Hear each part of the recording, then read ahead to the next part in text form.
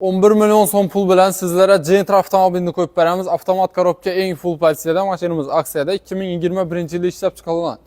89 ming kilometrga metan gaz araba aldina yurtuslar, облицовкаларда qo'yilgan, amerikanchalar qo'yilgan, diskali varianti, diskali o'likli varianti, balolar ham zo'r sostoyanida.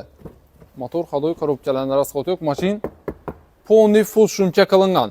Ayaqtena poliklar tashalgan, chexollar zavozga o'zinikida, mashinamizga original zo'rindan monitorlar qo'yilgan, metan gazlari bor.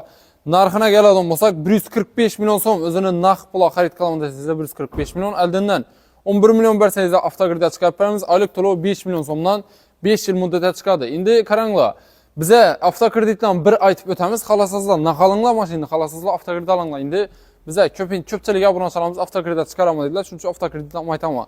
Lekin kommentariyada ko'pchilik bir ikki negativlar bor. 5 yillik grafika hisoblab turib, 5 yilda 300 million bo'ladi, 400 million bo'ladi. 145 million, mashina 200-300 million emas, 145 million o'zini tan narxi. Kelaverasizlar, yuk avto savdoda xizmatdamiz.